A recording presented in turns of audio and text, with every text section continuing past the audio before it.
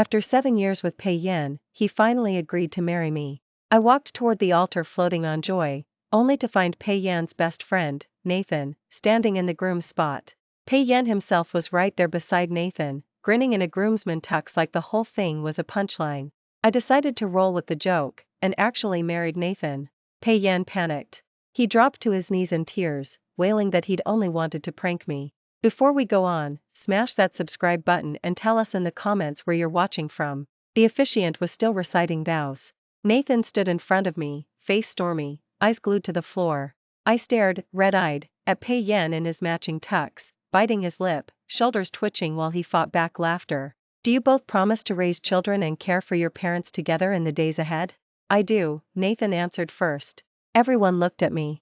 Mechanically, I said the 3 words, I do. Do you promise to grow old together and meet every joy the future brings as one? I do. Nathan's cheeks flushed, he lifted his head and met my gaze. But I kept watching Pei Yan, waiting to see what his next move would be. When our eyes locked, he cocked a brow, curious how I'd finish the scene. I bit my lip and finally said, I do. Cheers and applause exploded below us.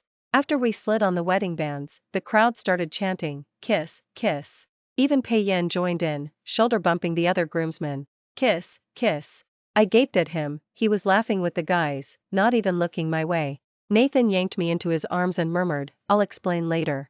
Another glance at Pei Yan, still zero eye contact, pushed me over the edge. I rose on my toes and kissed Nathan hard. His eyes darkened, he cupped the back of my head and deepened it.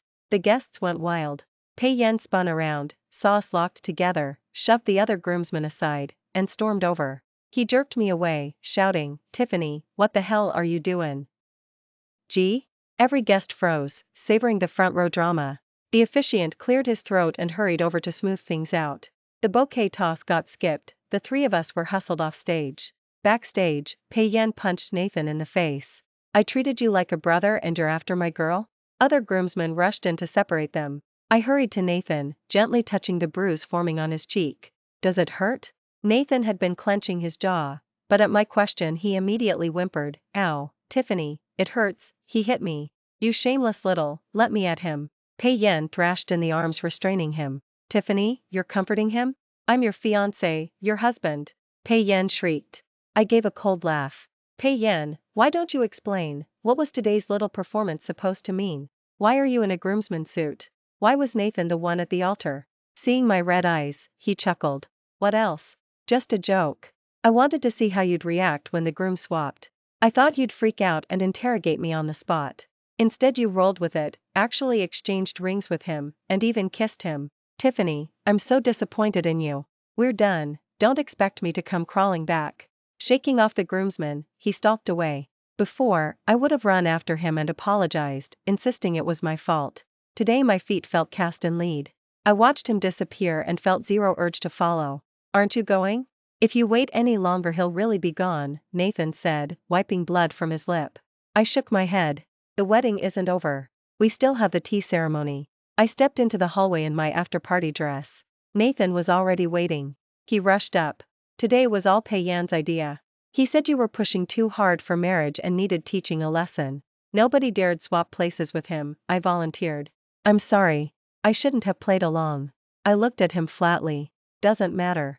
It wasn't the first time. 7 years with Pei Yan, 7 years of trailing after him. He never gave me a single gift on birthdays, Valentine's, or Christmas.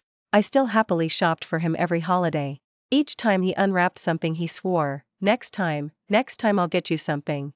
Or, oops, I forgot. Why didn't you remind me? Once, I reminded him ahead of my birthday. That day he actually handed me a box. Inside, a layer of plastic cockroaches. I almost fainted from fright. He doubled over laughing and said it was just a joke. Good girlfriends don't ask for presents, he preached. I wasn't obedient. After that, I stopped asking, and he stopped pretending. Year 5, my parents wanted to meet him. He said sure, then ignored my calls and WhatsApps that evening. I had to mutter something about a last-minute meeting. They said they understood, the 3 of us ate alone. After dessert he finally appeared, sorry, long meeting, tomorrow I'll treat them properly. The next day he ghosted us again. Later he grinned, prank. I'm not ready for parents. I won't be dragged along by you, I have my own timeline. Pei Yan loved jokes. We'd plan a trip. On departure day a complete stranger showed up saying Pei-Yan hired him to accompany me. At an escape room he swapped clothes with an actor, jumped out in costume, and roared with laughter when I screamed and hid in the actor's arms.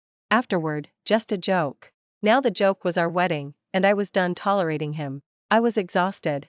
During the toasts my parents stared at Nathan, faces thunderous. Mom WhatsApped, "What happened? Why is the groom someone else?" I didn't answer, I had no explanation. Nathan's parents, on the other hand, beamed ear to ear. His mom slipped her jade bracelet onto my wrist. "Nathan called this morning, said come to his wedding." We thought he was kidding. "I didn't bring a proper gift, take this as a hello token." I tried to refuse, but Nathan smiled. "Keep it." Cup by cup we circled the room, he introduced every aunt and uncle. After we SAW the last guest off, I noticed the lobby poster, our engagement photo, me and Nathan, blown up life-size. "So when did you two plan this? Even your relatives flew in." Nathan murmured, "The night you proposed to Pei-Yan." That day his explanation was, "I was just messing with you, did you actually believe it?" The third time he proposed, all of Pei-Yan's buddies were there. He said yes, so I thought we really would get married. I never imagined he'd pull an even bigger prank. He actually told his best man to marry me. "So, where are you planning to crash tonight?" Nathan suddenly asked. I stared at him, helpless. Where else could I go? Aside from my tiny studio, I had nowhere. It was almost funny, 7 years with Pei-Yan and we'd never lived together, never even slept together. He said he respected me, wanted to save our first time for our wedding night. Back then I thought he was the rarest of gentlemen. Later, when I told my bestie, she said, "If a guy's crazy about you, he can't keep his hands off you. If he doesn't want to, either there's a hardware problem or he just doesn't love you." Impossible. Pei-Yan not love me? If he didn't, why stay 7 years? No way, he loved me so much he protected me from any hurt, that's why he waited. Or, come to my place? Nathan gave me a sweet smile. "I helped you sell that whole act. Now you've got to help me sell mine, or my parents will smell a rat." So I actually went home with Nathan. The elevator doors opened and the first thing I saw was a giant red double happiness decal on his front door. I pushed it open, red decals on every wall, crimson balloons bobbing along the ceiling. Even the bedroom bed was a sea of red petals shaped into a heart. "What's all this?" I looked at Nathan, puzzled. His ears went pink. "Had to fool mom and dad. Otherwise why would they buy it?" OHH. I stretched the syllable, letting it tease. He pulled a set of pajamas from the dresser. "Go take a hot shower, you've had a long day." I didn't argue. I headed straight into the bathroom. Only when I slid into the warm water did it hit me. I'm married, and the groom isn't Pei-Yan, it's Nathan. Come to think of it, I met Nathan first, Pei-Yan came later. When I came out, I stepped into the bedroom and found Nathan shirtless. Seeing me, his face flushed crimson. "Why are you in here?" I pointed at the bed. "To sleep. Aren't you taking the guest room? Didn't we just get married?" Huh? I walked him backward until he was pinned in the corner. "You're saying newlyweds should sleep in separate beds?" And no, I didn't mean. "Nathan, you agreed to go along with Pei-Yan's little circus, now you pay the admission fee." We lay in the same bed, twin comforters between us, but I could feel how tense he was. "Nathan, do you like me?" I asked. The question blindsided him, he said nothing. "Then is there someone you do like?" I pressed. And no, no one. I rolled onto my side to face him. "Nathan, let's stay married. Things had gone this far, let them keep rolling." I was done being everybody's punchline, done spending holidays empty-handed. After a long beat, a soft answer came from the dark. "Okay." Next morning my phone rang at 7:30. Pei-Yan's furious voice exploded through the speaker. "Tiffany, you've got nerve, no calls all night. It's past breakfast o'clock and you still haven't delivered my bento." I glanced at the screen. 7:30, right on cue. Back when we dated, he often skipped breakfast. To keep him healthy I'd wake at 6, cook a love note bento, ride across town, and hand it to him. He'd nibble 2 bites, or if he was moody toss the whole box. His logic, "You made it for me, so only I get to eat it, or trash it." "Pei-Yan," I said, "I'm married to Nathan now. No more breakfast runs." Then I hung up. My eyes had barely shut when the phone rang again. "What do you mean, you married Nathan?" I already explained, yesterday was a joke. "Can't you take a joke? It's just a wedding. If you're that desperate, I'll row you another one." In Pei-Yan's world, everything's a prank. If you're mad, you're the one with no sense of humor. Every time, I'd clench my teeth and laugh along. I cut him off and hung up again. An arm slipped around my waist, Nathan's warm breath tickled my ear. Aren't you afraid he'll blow up? I nestled into his chest. Right now I'm more afraid you'll blow up. His whole face was still red over breakfast. After we ate, we drove to City Hall. Nathan asked 3 times if I'd regret it. On the third I finally turned to him. As long as you don't regret it, I won't. My only regret was wasting 7 years on Payen. We got our license. Coming out of City Hall, Nathan couldn't wipe the grin off his face. We'd barely taken 2 steps when Payen stormed toward us. Spotting the marriage certificate in my hand, he snatched it, ripped it to confetti. Tiffany, it was a joke. Who told you to actually marry Nathan? You swore you loved me most, begged to be my wife, one prank and your true colors show? Are you that desperate? Can't live without a man? You're only 30, for God's sake, why the rush? I'll never understand. He yanked my wrist, dragging me back toward City Hall. Go in there and divorce him right now. Maybe then I'll forgive you. Refuse, and I swear I'll never marry you. His grip hurt, I couldn't twist free. I was about to bite when Nathan stepped between us, pried Payen's fingers off me, and pulled me behind him. Get this straight, Tiffany is my wife now. She's nothing to you. Shut your mouth. Payen swung, Nathan ducked. Now Payen was really raging. No wonder you jumped at the chance to stand in for me, you were after her all along. I always thought it was weird how you tried to talk me out of teasing her. Turns out you wanted my girlfriend from day one. Disgusting, Nathan, absolutely disgusting. I stared at Nathan, stunned. His ears burned, he wouldn't meet my eyes. Yes, I've liked Tiffany for ages. I should thank you, without you are circus I could only watch from a distance while you bullied her and made her miserable. But now she's my wife. You can't hurt her anymore. Payen, I heard that in 7 years you never gave her a single real gift. Do you even love her? Hearing it laid bare by someone else stung. Before dating him I'd been a hopeless romantic. Every Valentine's video, boys surprising girls with pink purses and candy-colored lipsticks, looked like dreams come true. A straight guy can't be expected to know that stuff, fine, but Payen never even picked out a Barbie pink lipstick. Nathan's words turned Payen's face purple. He sneered, Tiffany didn't complain, why should an outsider butt in? Let me tell you, Nathan, Tiffany's only ever loved me. She chased me 7 years, she'll never switch to you. Give it up. He turned to me. Tiffany, I'll give you 1 day. Divorce him, come crawling back, and maybe I'll still marry you. Otherwise, forget it, forever. He strode off, leaving Nathan and me frozen, wide-eyed. The license was confetti now. I knelt to gather the shredded pieces, but Nathan stopped me. Perfect, can't divorce without it. He grinned and held out his hand. That night, for the first time, Nathan reached across the gap. When the lights were off, he slid under my comforter, wrapped his arms around me from behind, and held on tight. Nathan, were you telling the truth today when you said those things to Pay? What things? That you'd liked me for a long, long time, I said. Nathan pressed me against the mattress, and in the sliver of light I saw the honesty in his eyes. You don't believe me? How could I? My whole heart had been wrapped up in Pay, I never saw anyone else. Finally he whispered, yeah. You loved Pay 7 years, and I loved you 7 years. Only, a friend's girl is off limits. Word that I'd married Nathan tore through Riverdale's upper crust like wildfire. My best friend was overseas on business the day of the ceremony. The moment her plane touched down, she called, frantic. Tiff, what the hell? You were supposed to marry Pay. How did Nathan end up as the groom? With a bitter laugh I replayed the whole farce for her. Scumbag. He actually turned your wedding into a prank, only you would put up with him for 7 years. I said nothing. Yes, I'd tolerated Pay for 7 years. A woman who can stomach that can survive anything. So you and Nathan really signed the papers at City Hall? She asked. I gave a soft hum. No regrets? I hesitated. None. The instant I saw Nathan step up to the altar in Pay's place, while Pay stood beside him in a groomsman's suit, smirking, I was done. My friend exhaled. Well, better Nathan than Pay. If you'd actually married Pay, I'd have felt sorry for you. Mutual friends blew up my WhatsApp. Plenty of guests knew the truth, and Pay's crew insisted Nathan had stolen his best friend's bride. By the time I heard, Pay and Nathan had already traded punches and landed in lockup. An officer rang me, explained the situation, and told me to come down to the station. I grabbed a cab, heart hammering. Inside, Pay and Nathan sported fresh bruises, Pay's were worst. Grown men brawling, seriously? I stomped over and punched Nathan's arm. He yelped, ow, that hurts. Why'd you fight? I glared.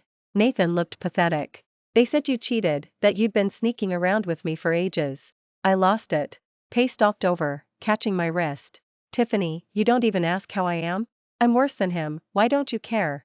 Tiff, you've been hooking up with him all along, haven't you? I'm sorry about the stunt at the wedding, it was a joke. I still want to marry you. Divorce him and I'll put a ring on you tomorrow. I don't care that you'd be a second-time bride. I swear. I actually laughed.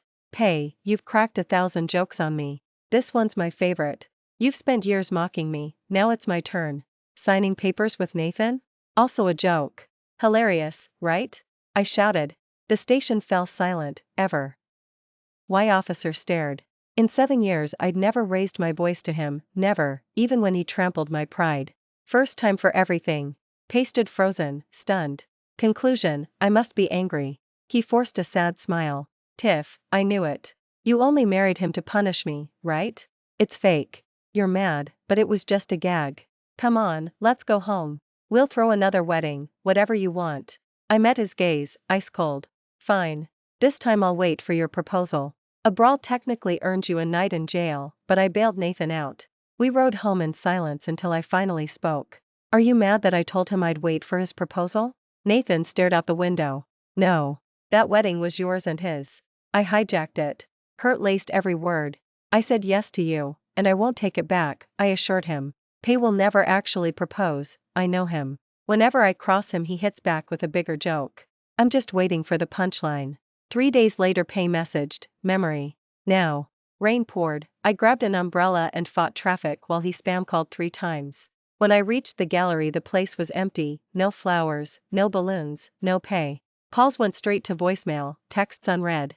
Classic Pei prank. Music suddenly drifted behind me. I turned, Nathan under an umbrella, phone in hand, speakers playing. Thought every proposal needs a soundtrack, he muttered, cheeks pink. He dropped to one knee, fished out a tiny box. It's rushed, but I mean it, Tiffany, marry me? Umbrella tilted, ring box in his rain-wet fingers, he looked a mess. I smiled and nodded. The band slid onto my finger, he pulled me close. Sorry, this isn't the perfect proposal you deserve. It's perfect enough. What are you two doing? Pei's roar cut through the rain. He stormed toward us, I stepped between him and Nathan. Pei, you called me here. You said you'd propose. Where's the setup? The flowers? The ring? He couldn't meet my eyes. Let me guess, another joke? I laughed, bitter.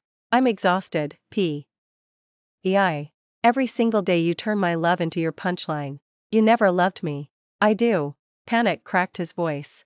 7 years, would I stay if I didn't? I know I messed up, no more jokes, I swear. He dashed to a trash can, rummaged, and pulled out a crushed soda can. Yanking the tab free, he marched toward me. Tiff, marry me. I'm serious. I glanced at the dented pull tab, then at the diamond on my finger, and burst out laughing. 7 years, down the drain. Nathan, let's go. Pei shouted after us, Tiffany, you're really leaving with him? Without turning I answered, stay and watch your stand-up routine. No thanks. I thought that was the end, it wasn't.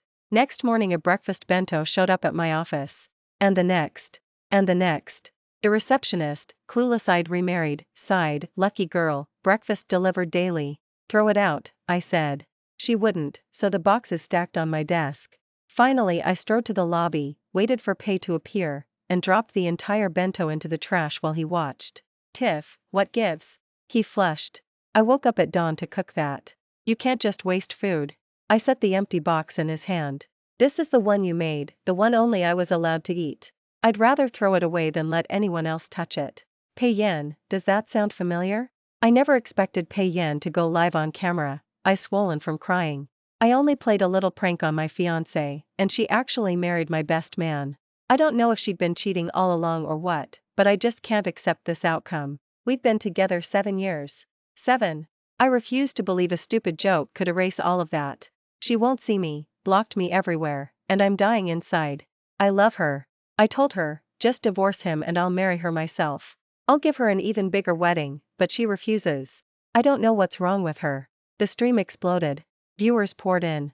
Some ridiculed him, who jokes about their own wedding, and lets his buddy stand in? First time I've seen that one. Seriously? Anyone could forgive this? If my fiancé pulled that, I'd want him dead. Dude's brain wiring is fried. The joke went too far. Of course she's done. Grovel all you want, marriage isn't a game. Others took his side, it was just a joke, girls are so uptight. Weddings are for messing around.